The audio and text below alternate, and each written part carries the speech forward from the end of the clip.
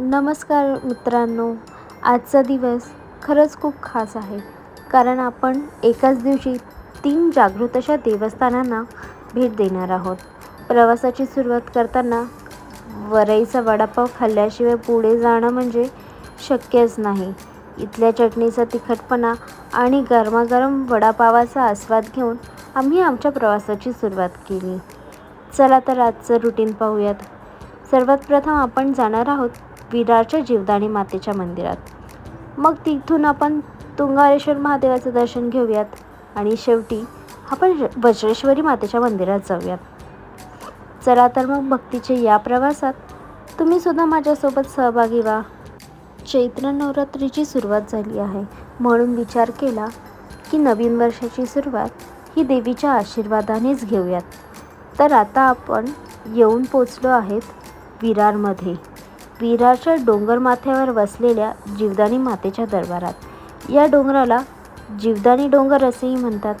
पारंपरिक कथेनुसार जेव्हा पांडव वनवासात होते तेव्हा त्यांनी इथे मुक्काम केला होता. तेव्हा त्यांना एका गायीचे दर्शन झाले, जी प्रत्यक्ष कामधेनू होती. पांडवांनी या ठिकाणी देवीची पूजा केली. असं म्हणतात की देवीने त्यांना जीवनदान दिले, म्हणून तिला जीवदानी असे नाव पडले आहे. हे मंदिर एका नैसर्गिक गुहेत वसलेले आहे. इथे जाण्यासाठी आपल्याला 1,500पेक्षा जास्त पायऱ्या चढाव्या लागतात. पण आता या फनिक्युलर रोपवेमुळे ज्येष्ठ नागरिकांनाही सहज दर्शन घेता येते.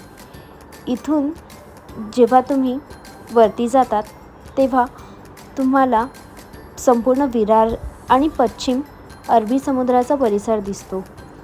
रोपवेचा प्रवास हा काही मिनिटांचाच आहे. तिथून मग तुम्हाला वरती चढून लिफ्टमधून देवीच्या गाभाऱ्यापर्यंत जाता येतं.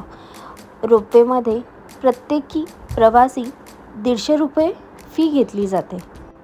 हा बघा विरार आणि पश्चिमेला पसरलेला अरबी समुद्र आपले डोळे हे टिपून घेतो. लिफ्टमधून थेट तुम्ही गाभाऱ्यातच उतरतात आणि हा देवीचा गाभारा आहे. किती शांतता आहे इथे. सकाळी आमचं दर्शन हे फक्त काही मिनिटांमध्येच झालं. जास्तीत जास्त 10 मिनिटं आम्हाला इथे लागली. लाईनही फार कमी होती. तुम्ही बघा देवीला किती सुंदर सजवलं आहे. हे दृश्य पाहून मनाला एक वेगळीच शांतता मिळाली. देवीचं दर्शन घेऊन आम्ही पुन्हा त्याच रोपवेने खाली पायथ्याशी आलो. असे म्हणतात जीवदानी देवीचे दर्शन घेतल्यावर मनातील सर्व इच्छा पूर्ण होतात, अशी भाविकांची ठाम श्रद्धा आहे बरं का. जीवदानी दर्शन घेऊन आम्ही साधारण 15 ते 20 किलोमीटर अंतरावर असलेल्या तुंगारेश्वरच्या जंगलात आलो. हे ठिकाण म्हणजे ट्रेकर्स आणि भाविकांचे नंदनवनच आहे. सर्वात आधी तुम्हाला लागतो हा चेक पॉईंट. या जंगलात तुम्हाला वेगवेगळ्या प्रकारच्या फुलपाखराच्या जाती बघायला मिळतील. तसेच इथे माकडंही खूप आहेत. हे जंगल खूप घनदाट आहे. इथे येण्याचं उत्तम महिना म्हणजे पावसाळी. जर तुम्ही इथे पावसाळ्यात आलात तर तुम्हाला वेगवेगळ्या प्रकारचे धबधबे, झरे आणि नदी पाहायला मिळेल आणि तेव्हा हे घनदाट जंगल अजून छान तुम्हाला अनुभवता येईल.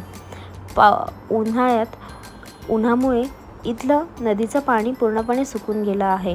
रस्ता हा थोडा खडतर आहे, कारण की इथे गाडी चढणं थोडं मुश्किल आहे, म्हणून आम्ही चालतच पुढे जायचं ठरवलं. आता आपण पोचलो आहोत तुंगारेश्वरच्या मंदिरात. हे मंदिर भगवान परशुराम यांच्या तपोभूमीचा एक भाग मानले जाते. तुंगार नावाच्या राक्षसाचा वध करण्यासाठी भगवान शिव इथे प्रकट झाले होते. मंदिराच्या परिसरात प्रवेश करताच एक वेगळीच ऊर्जा जाणवते. इथे श्रावण महिन्यात खूप गर्दी असते. मंदिराच्या गाभाऱ्यात थंडगार पाण्याचा स्पर्श आणि महादेवाची पिंड पाहून प्रवासाचा सगळा थकवा निघून जातो. मंदिराच्या आजूबाजूला असलेल्या छोट्या छोट्या धबधबा आणि निसर्गाचा अनुभव घेण्यासाठी जर तुम्हाला यायचं असेल तर मी तुम्हाला नक्कीच पावसाळ्यात या असं सांगेन. मंदिराचा परिसर खरंच खूप शांत आहे. इथले वातावरण इतके शांत आहे की तुम्ही सगळं काही विसरून जाल. देवाचं दर्शन घेऊन आम्ही निघालो वज्रेश्वरी मातेच्या दर्शनाला. प्रवासाचा तिसरा आणि महत्त्वाचा टप्पा म्हणजे वज्रेश्वरी योगिनी देवी. हे केवळ धार्मिक नाही तर ऐतिहासिकदृष्ट्याही खूप महत्त्वाचे आहे.